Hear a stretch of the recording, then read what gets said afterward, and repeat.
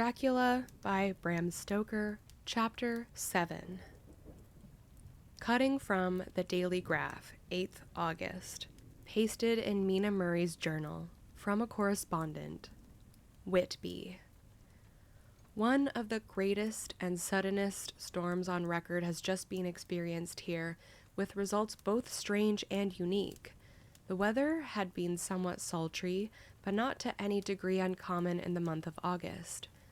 Saturday evening was as fine as was ever known, and the great body of holiday makers laid out yesterday for visits to Mulgrave Woods, Robin Hood's Bay, Rig Mill, Runswick, Staithes, and the various trips in the neighborhood of Whitby. The steamers Emma and Scarborough made trips up and down the coast, and there was an unusual amount of tripping both to and from Whitby.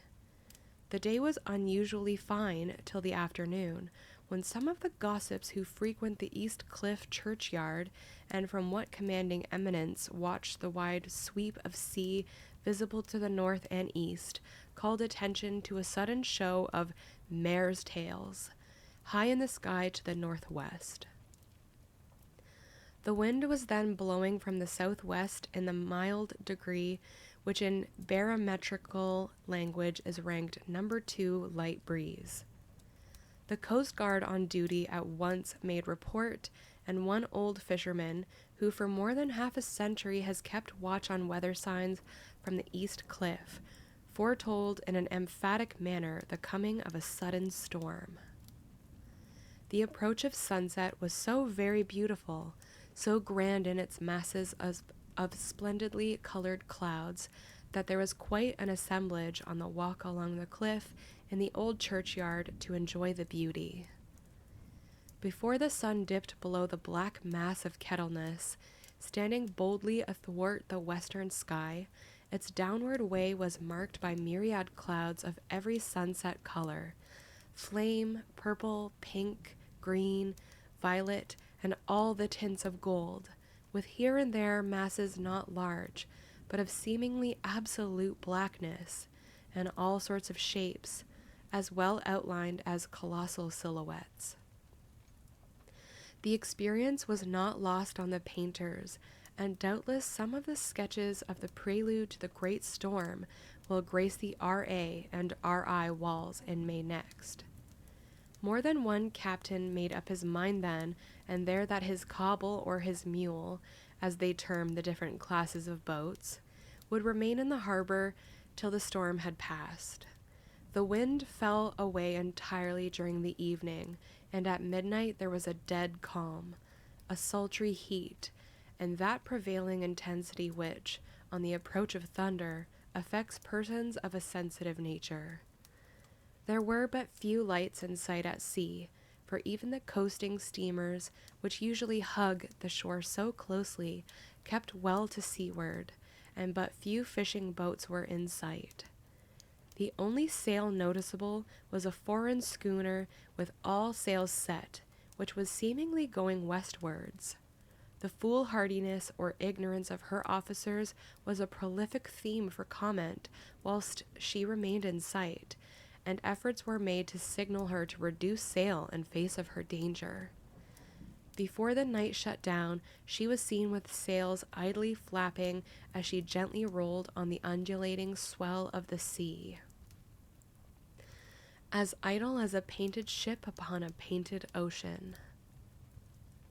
Shortly before 10 o'clock, the stillness of the air grew quite oppressive, and the silence was so marked that the bleating of a sheep inland, or the barking of a dog in the town was distinctly heard, and the band on the pier, with its lively French air, was like a discord in the great harmony of nature's silence. A little after midnight came a strange sound from over the sea, and high overhead the air began to carry a strange, faint, hollow booming. Then without warning the tempest broke, with a rapidity which, at the time, seemed incredible, and even afterwards is impossible to realize. The whole aspect of nature at once became convulsed. The waves rose in growing fury, each overtopping its fellow, till in a very few minutes the lately glassy sea was like a roaring and devouring monster. White-crested waves beat madly on the level sands and rushed up the shelving cliffs. Others broke over the piers, and with their spume swept the lanthorns of the lighthouses which rise from the end of either pier of Whitby Harbor. The wind roared like thunder and blew with such force that it was with difficulty that even strong men kept their feet, or clung with grim clasp to the iron stanchions. It was found necessary to clear the entire piers from the mass of onlookers, or else the fatalities of the night would have been increased manifold. To add to the difficulties and dangers of the time, masses of sea fog came drifting inland, white, wet clouds, which swept by in ghostly fashion, so dank and damp and cold that it needed but little effort of imagination to think that the spirits of those lost at sea were touching their living brethren with the clammy hands of death, and many a one shuddered as the wreaths of sea mist swept by. At times the mist cleared, and the sea for some distance could be seen in the glare of the lightning, which now came thick and fast, followed by such sudden peals of thunder that the whole sky overhead seemed trembling under the shock of the footsteps of the storm. Some of the scenes thus revealed were of immeasurable grandeur and of absorbing interest. The sea, running mountains high, threw skywards with each wave mighty masses of white foam, which the tempest seemed to snatch at and whirl away into space. Here and there a fishing boat, with a rag of sail, running madly for shelter before the blast, now and again the white wings of a storm-tossed seabird. On the summit of the east cliff, the new searchlight was ready for experiment, but had not yet been tried. The officers in charge of it got it into working order, and in the pauses of the inrushing mist swept with it the surface of the sea. Once or twice its service was most effective, as when a fishing boat with gunwale under water rushed into the harbor, able, by the guidance of the sheltering light, to avoid the danger of dashing against the piers. As each boat achieved the safety of the port, there was a shout of joy from the mass of people on shore, a shout which for a moment seemed to cleave the gale and was then swept away in its rush. Before long, the searchlight discovered some distance away a schooner with all sails set, apparently the same vessel which had been noticed earlier in the evening. The wind had by this time backed to the east, and there was a shudder amongst the watchers on the cliff as they realized the terrible danger in which she now was. Between her and the port lay the great flat reef on which so many good ships have from time to time suffered, and, with the wind blowing from its present quarter, it would be quite impossible that she should fetch the entrance of the harbor. It was now nearly the hour of high tide, but the waves were so great that in their troughs the shallows of the shore were almost visible, and the schooner, with all sails set, was rushing with such speed that, in the words of one old salt, she must fetch up somewhere, if it was only in hell. Then came another rush of sea fog, greater than any hitherto, a mass of dank mist, which seemed to close on all things like a great pall, and left available to men only the organ of hearing. For the roar of the tempest, and the crash of the thunder, and the booming of the mighty billows came through the damp oblivion even louder than before. The rays of the searchlight were kept fixed on the harbor mouth across the east pier, where the shock was expected, and men waited breathless. The wind suddenly shifted to the northeast, and the remnant of the sea fog melted in the blast, and then, mirabile dictu, between the piers, leaping from wave to wave as it rushed at headlong speed, swept the strange schooner before the blast, with all sail set, and gained the safety of the harbor. The searchlight followed her, and a shudder ran through all who saw her, for lashed to the helm was a corpse, with drooping head, which swung horribly to and fro at each motion of the ship. No other form could be seen on deck at all. A great awe came on all as they realized that the ship, as if by a miracle, had found the harbor, unsteered save by the hand of a dead man.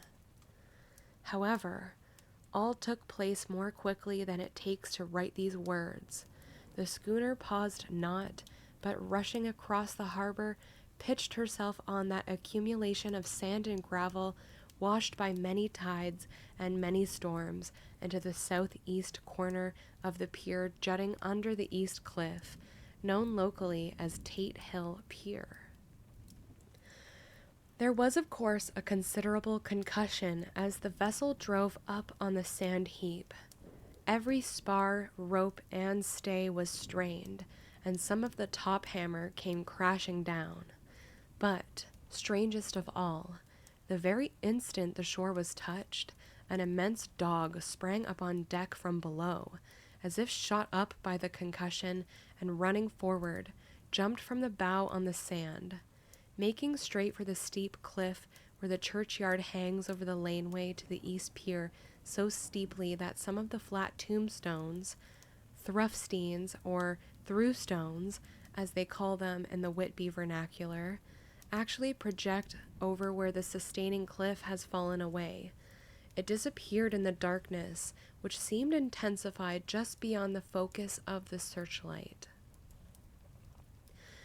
It so happened that there was no one at the moment on Tate Hill Pier, as all those whose houses are in close proximity were either in bed or were out on the heights above. Thus the Coast Guard on duty on the eastern side of the harbor, who at once ran down to the little pier, was the first to climb on board. The men working the searchlight, after scouring the entrance of the harbor without seeing anything, then turned the light on the derelict and kept it there. The Coast Guard ran aft, and when he came beside the wheel, bent over to examine it, and recoiled at once as though under some sudden emotion. This seemed to pique general curiosity, and quite a number of people began to run. It is a good way round from the West Cliff by the drawbridge to Tate Hill Pier, but your correspondent is a fairly good runner, and came well ahead of the crowd. When I arrived, however, I found already assembled on the pier a crowd, whom the Coast Guard and police refused to allow to come on board.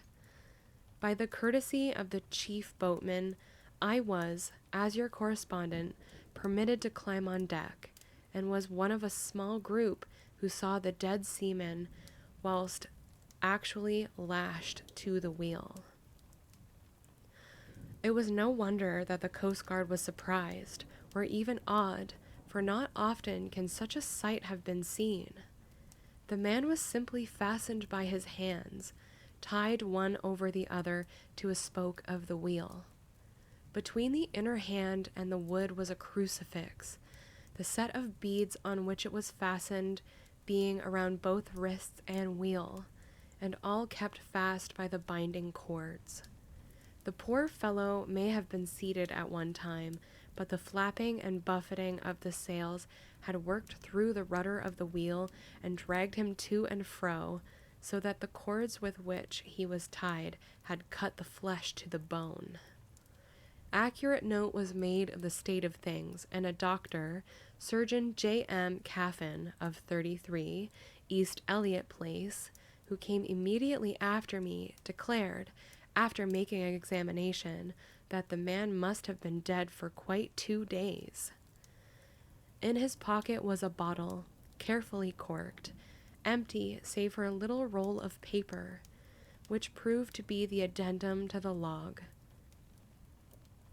The Coast Guard said the man must have tied up his own hands, fastening the knots with his teeth.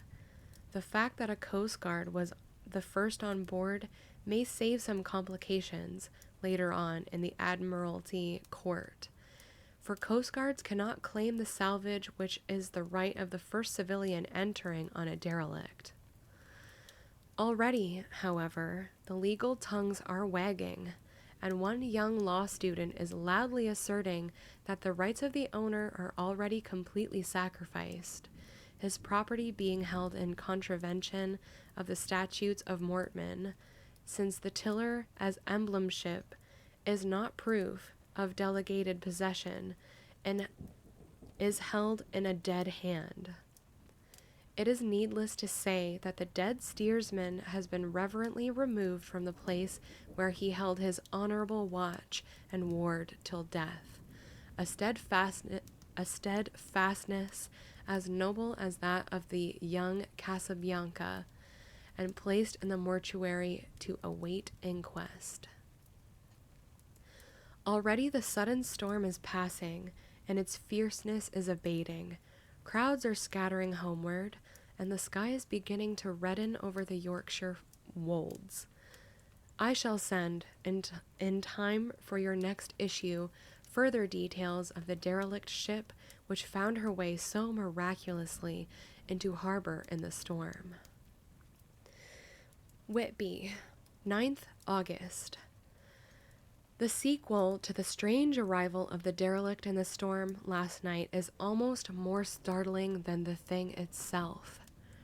It turns out that the schooner is a Russian from Varna and is called the Demeter. She is almost entirely in ballast of silver sand, with only a small amount of cargo, a number of great wooden boxes filled with mold.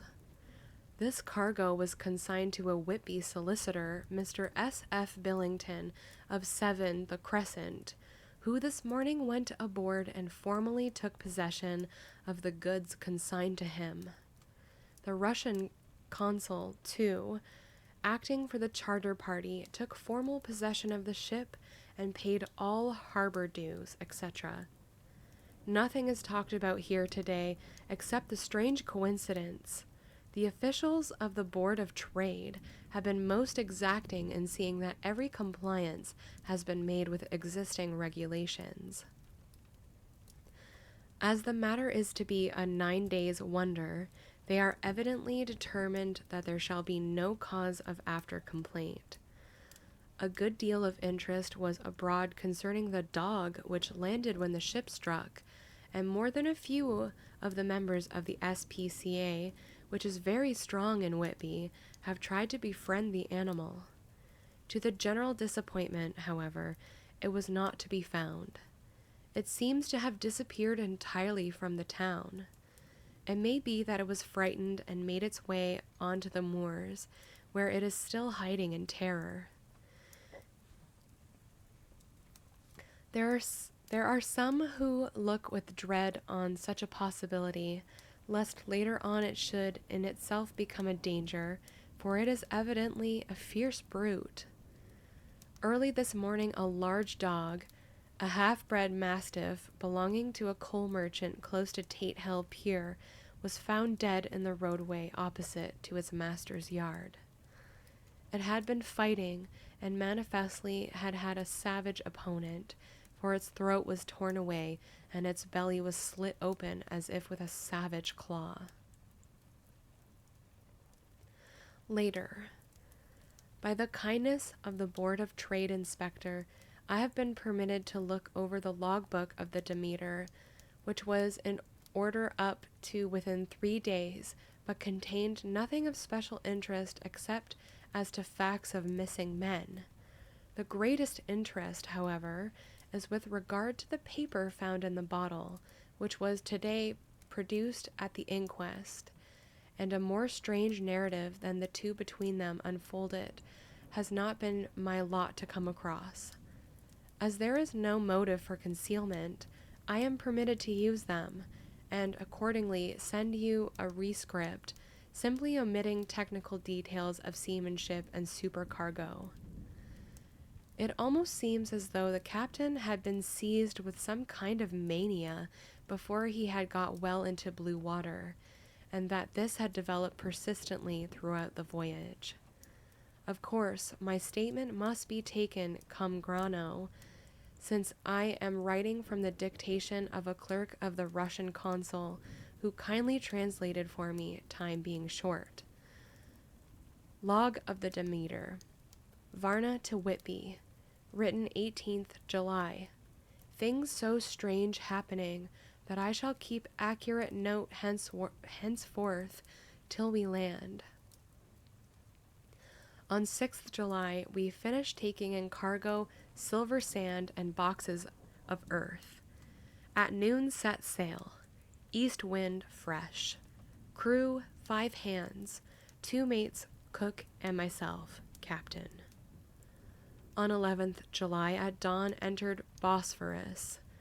Boarded by Turkish customs officer, bakshish. All correct. Underway at 4 p.m. On 12th July through Dardanelles. More customs officers and flagboat of guarding squadron. Bakshish again. Work of officers thorough but quick. Want us off soon. At dark passed with archipelago. On 13th July passed Cape Matapan. Crew dissatisfied about something. Seemed scared but would not speak out. On 14th July was somewhat anxious about crew. Men all steady fellows who sailed with me before. Mate could not make out what was wrong. They only told him there was something and crossed themselves. Mate lost temper with one of them that day and struck him. Expected fierce quarrel, but all was quiet. On 16th July, mate reported in the morning that one of crew, Petrovsky, was missing. Could not account for it. Took larboard watch 8 bells last night. Was relieved by Abramov, but did not go to bunk. Men more downcast than ever. All said they expected something of the kind, but would not say more than there was something aboard. Mate getting very impatient with them, feared some trouble ahead. On 17th July, yesterday, one of the men, Olgarin, came to my cabin and in an awestruck way confided to me that he thought there was a strange man aboard the ship. He said that in his watch he had been sheltering behind the deck house as there was a rainstorm, when he saw a tall, thin man who was not like any of the crew come upon the companionway and go along the deck forward and disappear.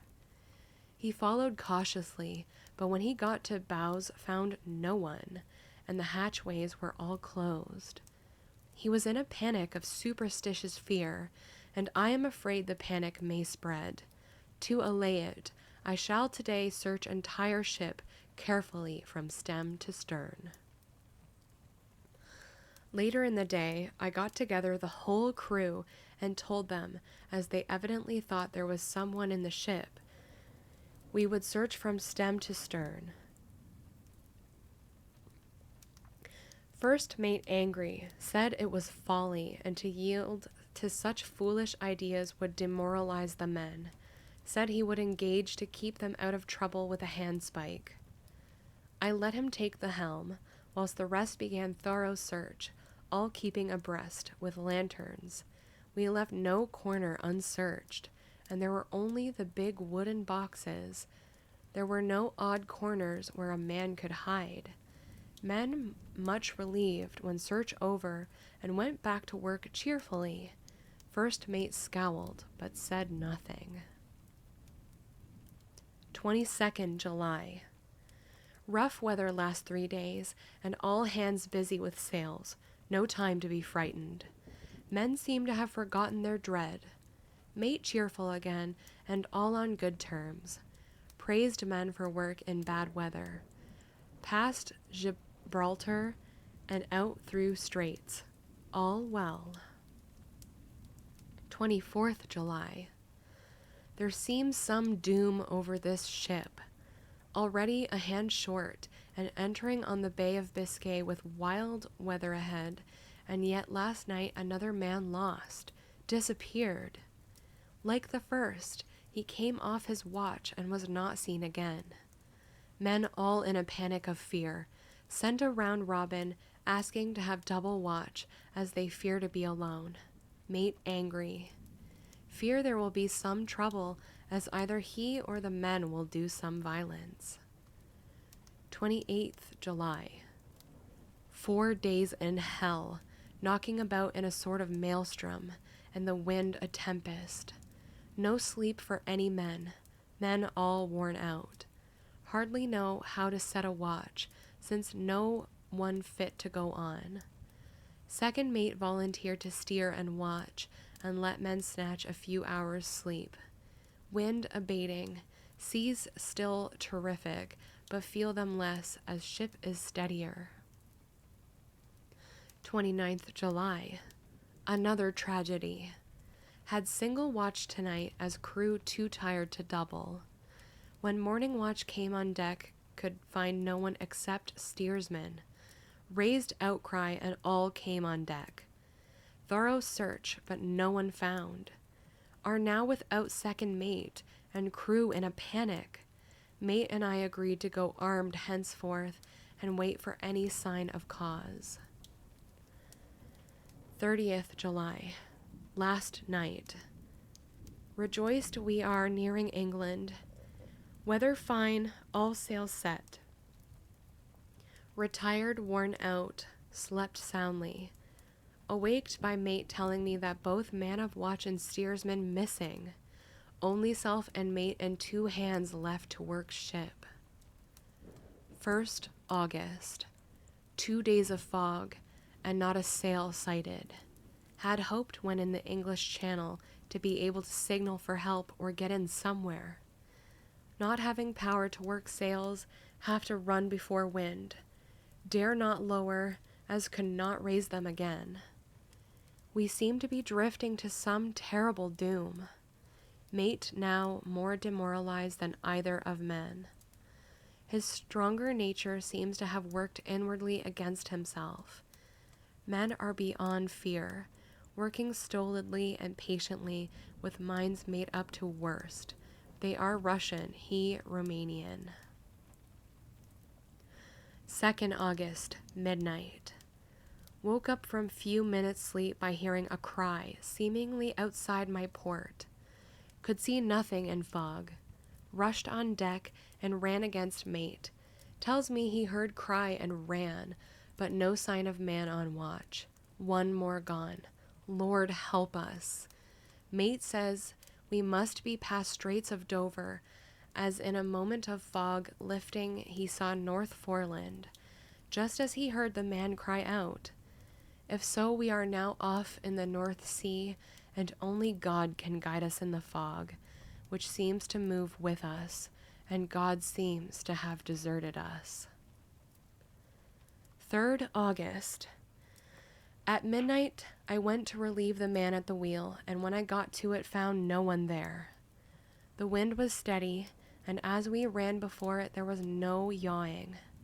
I dared not leave it, so shouted for the mate. After a few seconds, he rushed up on deck in his flannels. He looked wild-eyed and haggard, and I greatly feared his reason has given way. He came close to me and whispered hoarsely, with his mouth to my ear, as though fearing the very air might hear. It is here. I know it now.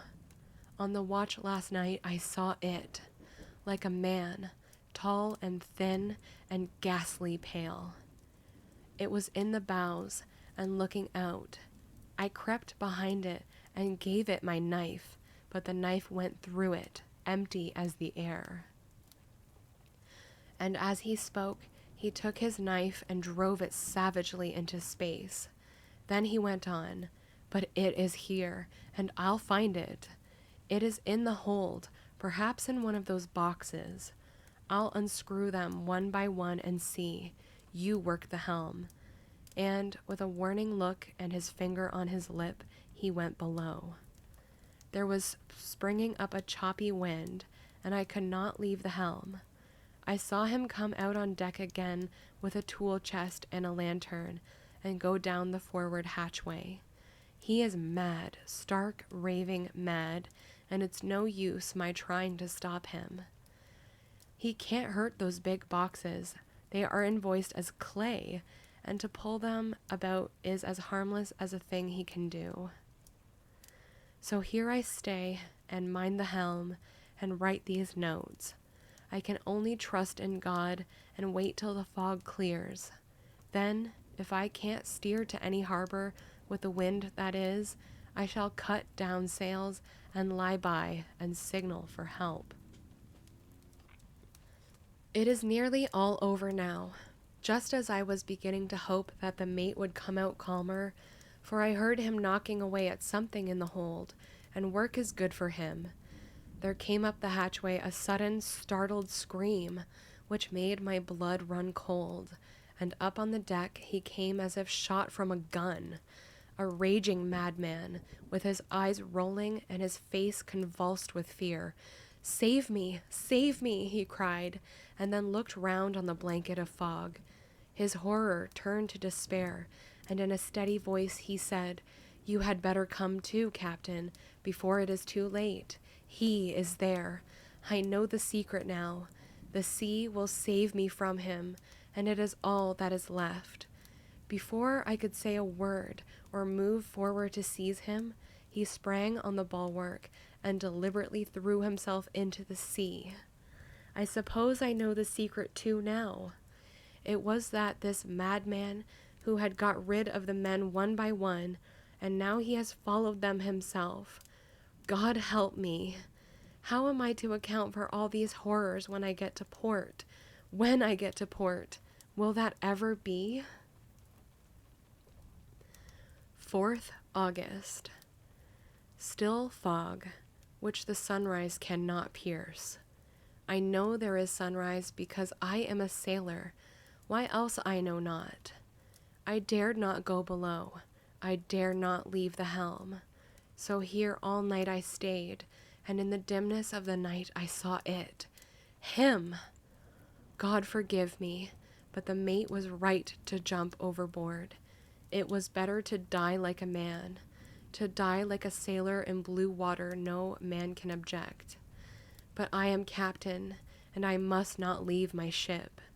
But I shall baffle this fiend or monster, for I shall tie my hands to the wheel when my strength begins to fail, and along with them I shall tie that which it, dare not touch, and then, come good wind or foul, I shall save my soul and my honor as a captain. I am growing weaker, and the night is coming on. If he can look me in the face again, I may not have time to act.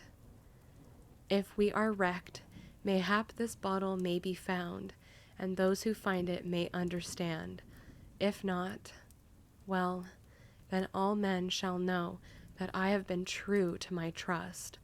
God and the Blessed Virgin and the saints help a poor ignorant soul trying to do his duty.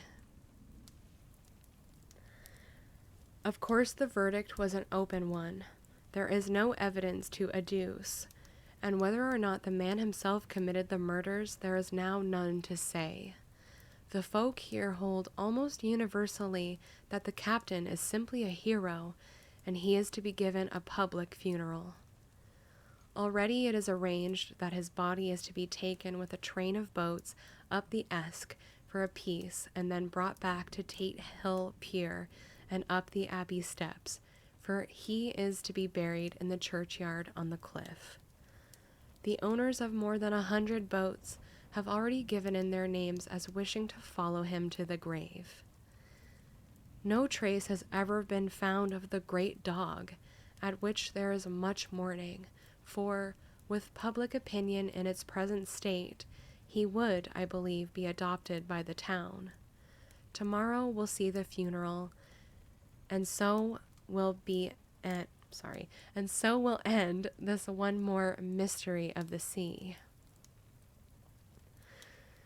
Mina Murray's Journal, 8th August. Lucy was very restless all night, and I too could not sleep. The storm was fearful, and as it boomed loudly among the chimney pots, it made me shudder. When a sharp puff came, it seemed to be like a distant gun. Strangely enough, Lucy did not wake, but she got up twice and dressed herself. Fortunately, each time I awoke in time and managed to undress her without waking her and got her back to bed. It is a very strange thing, this sleepwalking, for as soon as her will is thwarted in any physical way, her intention, if there be any, disappears, and she yields herself almost exactly to the routine of her life. Early in the morning, we both got up and went down to the harbor to see if anything had happened in the night. There were very few people about, and though the sun was bright and the air clear and fresh, the big, grim-looking waves that seemed dark themselves because the foam that topped them was like snow, forced themselves in through the narrow mouth of the harbor, like a bullying man going through a crowd. Somehow I felt glad that Jonathan was not on the sea last night, but on land. But oh, is he on land or sea? Where is he, and how? I am getting fearfully anxious about him. If I only knew what to do and could do anything. 10th August. The funeral of the poor sea captain today was most touching.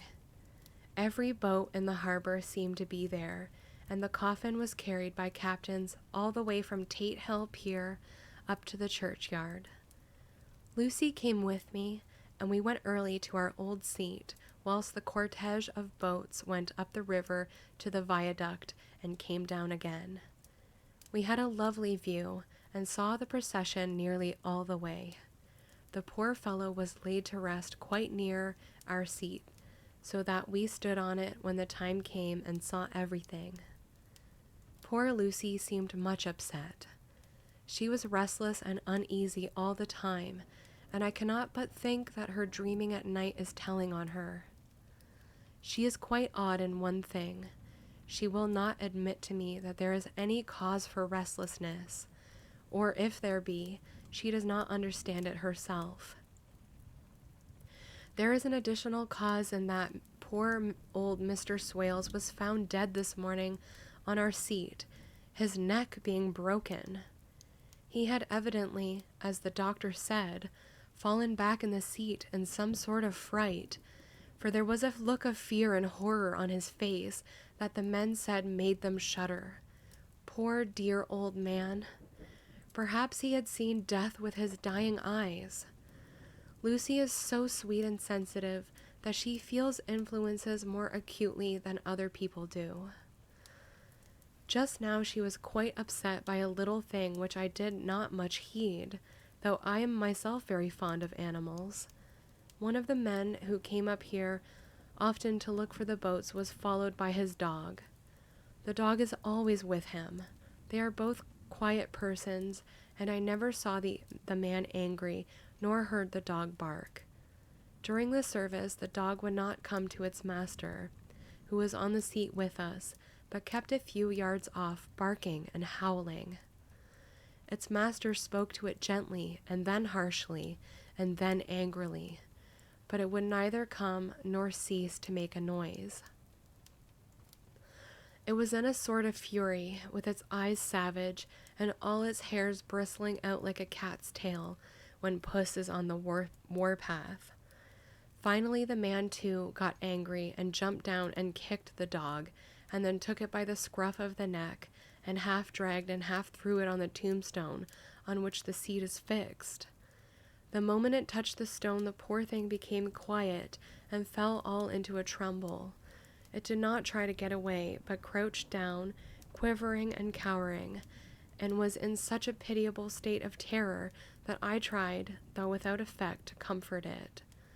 Lucy was full of pity, too, but she did not attempt to touch the dog, but looked at it in an agonized sort of way. I greatly fear that she is of too supersensitive a nature to go through the world without trouble. She will be dreaming of this tonight, I am sure. The whole agglomeration of things, the ship steered into port by a dead man, his attitude, tied to the wheel with a crucifix and beads, the touching funeral, the dog, now furious and now in terror, will all afford material for her dreams. I think it will be best for her to go to bed tired out physically, so I shall take her for a long walk by the cliffs to Robin Hood's Bay and back. She ought not to have much inclination for sleepwalking then. End of chapter 7.